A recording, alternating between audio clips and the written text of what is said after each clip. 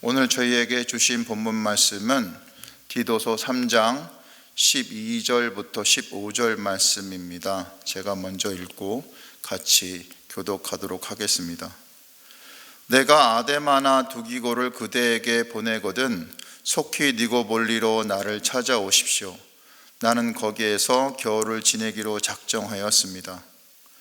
서둘러 주선하여 율법교사인 세나와 아볼로를 떠나 보내주고 그들에게 조금도 부족한 것이 없게 해 주십시오. 우리의 교우들도 절실히 필요한 것을 마련하여 줄 수 있도록 좋은 일을 하는데 전념하는 것을 배워야 합니다. 그래야 그들은 열매를 맺지 못하는 사람이 되지 않을 것입니다.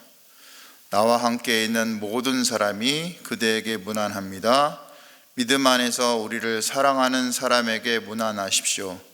은혜가 여러분 모두에게 있기를 빕니다. 아멘.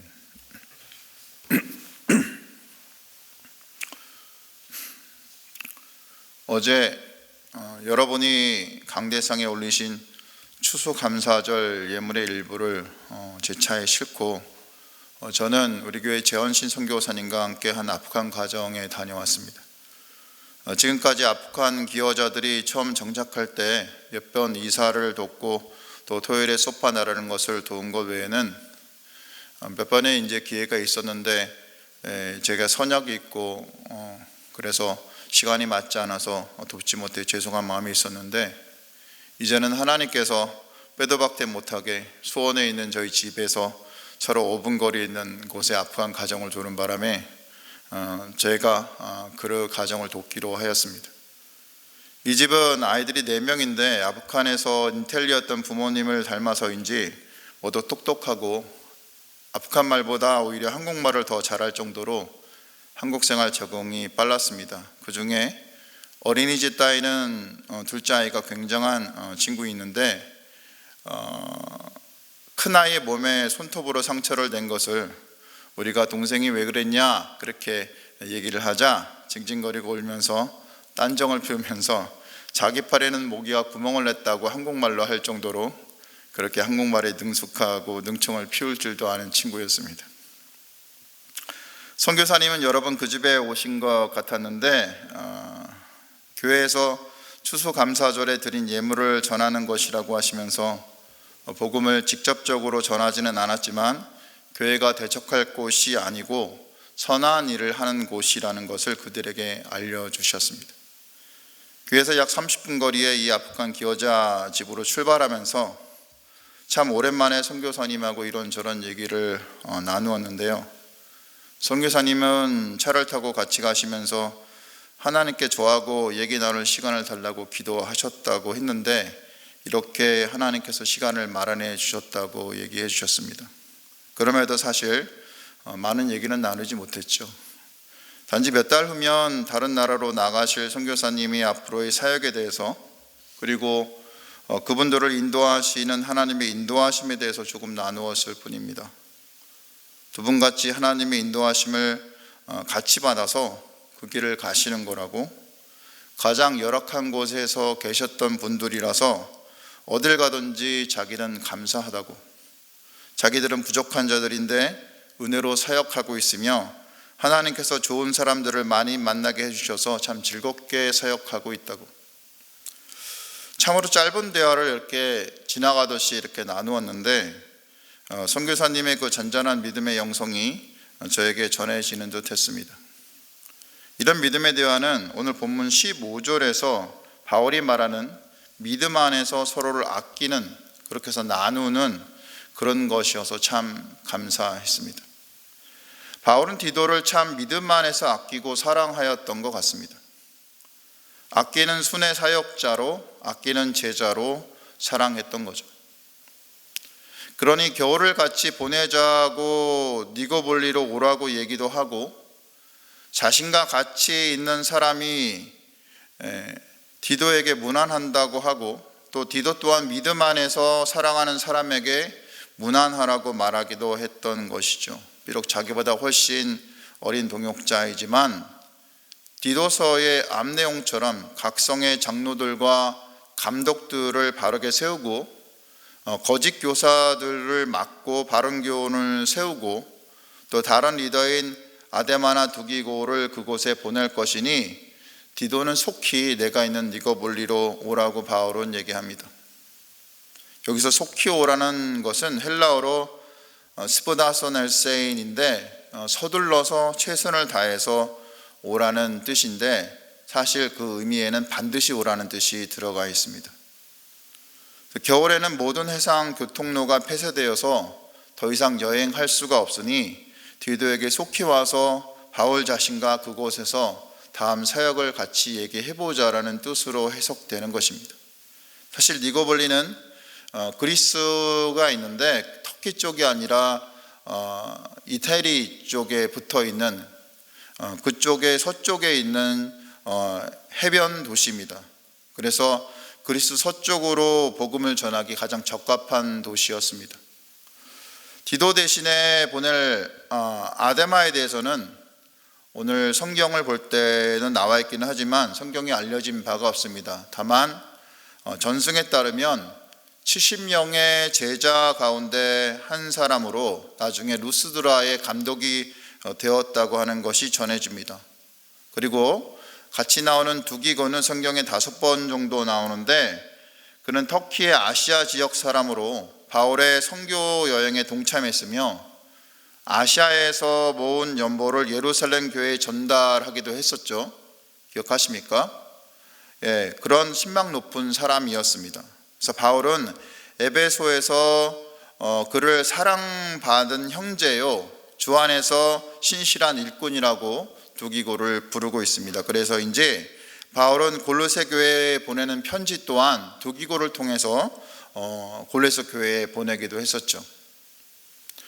디모데후서 4장 10절에 보면 바울은 이렇게 적고 있습니다. 디도가 달마디아로 갔고 12절에는 두기고를 에베소에 보냈다라고 그렇게 적어놨죠. 학자들이 말하기를 니고볼리가 마케도니아가 이쪽 그리스가 이렇게 돼 있으면 이쪽 편에 중간쯤에 마케도니아가 있었고 아가야가 밑에 지역입니다. 그런데 그 마케도니아 위쪽이 일루리곤 지역인데 그 일루리곤 지역에 보면 달마디아가 있습니다. 그래서 달마디아에 가서 사역을 나중에 바울하고 니고볼리에서 겨울을 보내고 올라가서 사역했다라는 말이 되는 거죠. 그리고 두기고가 자신의 고향으로 추측되는 게 두기고는 아시아 사람인데 에베소 사람으로 주로 학자들이 추측을 하거든요. 근데 나중에 에베소로 보내서 사역을 했다라는 거죠. 그러니까 자연스럽게 오늘 성경에 나오는 아데마란 분이 그레데 즉 지금의 크레타 섬으로 가서 사역을 했을 가능성이 큽니다. 바울은 다시 13절에서 율법교사인 세나와 아볼로를 속히 보내주고 또 그들이 부족한 것이 없게 해달라고 요청을 합니다. 문맥으로 볼 때 이 편지를 세나와 아볼로가 디도에게 전했던 것 같습니다. 세나란 인물은 성경에서 처음 나오는데 이름 자체가 제우스에게 받았다라는 이름으로 쓰이죠. 그래서 유대 율법교사라기보다는 헬라의 법을 가르쳤던 사람으로 보입니다. 그리고 아볼로는 알렉산드리아 출신이고 성경에 능통하죠. 이름을 들어보셨죠? 그리고 언변에 뛰어났던 인물입니다. 브리스길라 아굴라를 통해서 성령에 대해서 배우고 또 고린도 교회에서 아볼로파가 생길 만큼 그렇게 믿음의 역량이 뛰어났던 일꾼이었습니다. 이와 상관없이 바울은 이 아볼로에 대해서 동역자가 되었고 아볼로를 손대접 잘하라고 디도에게 부탁을 하고 있는 거죠. 오늘 14절에서 말하듯 이렇게 14절은 얘기합니다.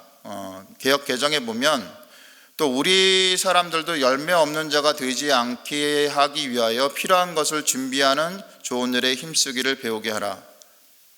개역 개정으로 읽었습니다. 이렇게 하는데 이 말이 무슨 뜻입니까? 세나와 아볼로와 같은 순회 사역자들 뿐만 아니라 이웃의 다른 필요한 곳에 가진 것을 나누어 줄 수 있도록 하자라는 뜻입니다. 여기서 좋은 일은 3장 1절과 8절에서 나오는 선한 일과 같은 뜻입니다. 헬라 원어로 보면 칼론 에르곤이란 단어가 8절에 하고 똑같이 쓰이는데 선한 일, 좋은 일이라는 뜻입니다. 근데 여기서 선한 일은 신학자 톰 라이트는 이렇게 얘기합니다. 그저 도덕적으로 훌륭하게 사는 것이나 율법을 지키며 사는 것을 말하는 것이 아닙니다. 여기서 선한 일은 도움이 필요한 이들이나 긴급한 원조가 필요한 사회적으로 필요한 것에 실질적으로 도움을 주는 것을 말합니다. 톰 라이트는 이어서 이렇게 얘기하는데 초기 기독교의 모습이 이것입니다 라고 얘기하면서 초기 그리스도인들을 유명하게 만드는 이유가 그들이 재정적으로 그리고 구체적인 방법으로 다른 사람을 돕는 일을 멈추지 않았다는 것입니다. 사람들이 굶주려 있으면 음식을 주었고 감옥에 있으면 찾아갔고 혹 세상 사람들도 그렇게 했을지 모르지만 어려운 일 당한 사람이 있으면 그 가족을 찾아가서 함께 했고 낯선 사람들, 다른 인종들 혹은 과거의 원수들과도 함께 했다는 것입니다. 이런 선한 일이 반복적으로 되니 그 상대방들의 마음이 열리고 또 이를 통해 복음이 전해졌다는 거죠. 영국의 노동당의 불의로들 역임한 바 있었던 로리 해터슬리는 신학을 가진 사람이 아닙니다. 공개적인 무신론자입니다. 근데 그 사람이 어느 날 구세군 노숙자 사역에 참여한 경험에 대해서 그를 다음과 같이 적고 있습니다. 종교에 대한 설득력 있는 비판은 많다. 그는 믿는 사람들이야말로 위험을 감수하고 희생하며 다른 사람들을 돕는다. 존 웨슬리는 선행으로 천국이 보장되지 않는다고 말하지만 그러나 천국의 존재를 믿는 사람들이 선행을 할 확률은 높다. 그 상관관계가 매우 분명하므로 믿음과 선행이 병행한다는 것에 의심의 여지가 없다. 그리스도인이 아니더라도 그리스도인 같은 삶을 살면 좋을 것이다. 그러나 신비와 기적을 받아들이지 못하는 사람들, 가령 나 같은 사람은 구세군과 함께 밤에 노숙자 사역을 나가지 않는다. 그러므로 믿으면 도덕적 책무를 행하게 된다고 결론을 내리지 않을 수 없다. 모든 신자가 다 그런 건 아니지만 충분히 많은 신자들이 나 같은 무신론자보다 도덕적으로 우월하다. 무신론자인 로이 해터슬리가 이렇게 얘기를 했는데 이 해터슬리의 말이 맞을까요?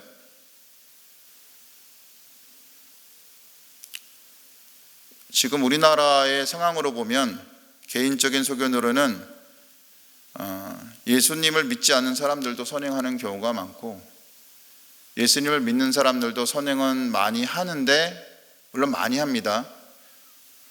그러지 못한 사람이 더 많은 거죠. 다만 한 가지 확실한 것은 선한 일의 덕을 보는 사람 혹은 그 선한 일을 하는 주변에 있는 사람들은 확실하게 그 행위를 본다는 겁니다. 신앙을 가진 자들의 행위를 지켜본다는 겁니다. 구세군이 노숙자를 돕는 것을 지켜본 로이 해터슬리나 교회에서 추수감사절에 모은 쌀 과일을 자신들에게 전해주는 것을 지켜본 아프간 한 가정처럼 말이죠. 세상에 속한 사람들은 우리를 지켜봅니다. 지켜보며 믿는 자들의 선한 일이 무엇인지 그들이 판단할 것입니다. 그런 우리들이 이웃의 필요에 눈을 감고 있는지 않는지, 이웃의 절박한 어려움에 나 몰라라 하진 않는지, 하나님 나라의 선한 일을 억지로 하지 않고 진심으로 행하는지 사실 얼굴 보면 다 드러나거든요. 그렇게 지켜볼 것입니다. 그들이 지켜보는 것은 바로 이런 것들이 우리의 열매이기 때문입니다. 그들은 예수께서 이렇게 말씀하셨죠. 그들의 열매로 그들을 알지니라고 말씀하신 것을 아마 모를 것입니다. 하지만 세상에 속한 사람들도 그냥 살면서 사람을 판단하는 기준을 열매를 맺는지 보고 사실 판단합니다. 우리에게 그리스도의 열매, 성령의 열매, 빛의 열매가 있는지 사실 우리보다 세상이 더 잘 판단합니다. 그러니 이웃의 필요를 채우지 않고 이웃의 필요에 둔감하다는 것은 우리가 얼마나 열매 맺지 못하고 쓸모없는 존재임을 스스로 인정하는 겁니다. 사랑도 할 줄 모르고 사랑할 줄도 모르는 사람이라고 인정하는 거죠. 그러니 우리는 스스로 열매가 없이 어찌 믿음이 있다고 말할 수 있을 것이며 또한 스스로 그리스도인이라고 말할 수 있을 것입니까? 믿음 안에서 선한 일을 하며 선한 열매를 맺지 않는 것이 그리스도인의 열매라 할 수 없다면 우리는 그 열매를 맺기 위해서 자기를 부인하고 지체를 사랑할 줄 아는 사람, 평화를 추구할 줄 아는 사람, 하나님의 긍휼과 용서를 닮아가는 사람, 서로에게 안식이 되는 사람이 되어서 진정한 하나님 나라를 구하는 자들이 되도록 해야 할 것입니다. 묵상 포인트 알려드립니다. 첫 번째, 믿음 안에서 서로 사랑하는 동역자가 있으십니까? 그들이 가족이든 아니면 직장의 동료이든 아니면 목장의 식구이든 있으신지 생각해보고 우리 자신은 그런 믿음의 동역자로 살아가고 있는지 생각해 보시기 바랍니다. 두 번째, 우리는 그리스도인으로 이웃의 필요를 채우고 선한 일을 하며 살고 있습니까? 내가 맺고 있는 열매는 무엇이 있습니까? 앞으로는 어떤 열매를 맺고 살아가고 싶으십니까? 기도 제목 알려드리겠습니다. 오늘 말씀을 기억하면서 기도하겠습니다.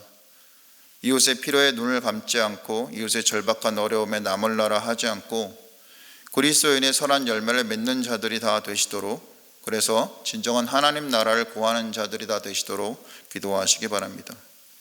다음 세대를 위해서 기도해 주시기 바랍니다. 한국교회의 미래인 우리의 다음 세대가 주님 안에서 무럭무럭 잘 성장하고 믿음 안에서 성장할 수 있도록 기도해 주시기 바랍니다. 성령 안에서 교회가 바르게 복음을 선포하고 예배가 세워질 수 있도록, 그리고 학교와 교회가 주님 안에서 그 믿음으로 살아가는 자들이 다시 생겨나고 그리고 그것을 드러내는 삶을 살아갈 수 있도록, 또 온 세상에 있는 가난한 곳에 있는 수많은 아프가니스탄, 그다음에 우크라이나 지역에 있는 많은 사람들 우리가 기억을 하고 또 기도하는 시간을 가진 후 곧 있을 수능과 신학 강좌를 위해서 기도하시고 개인 기도하시면 되겠습니다. 기도하시겠습니다.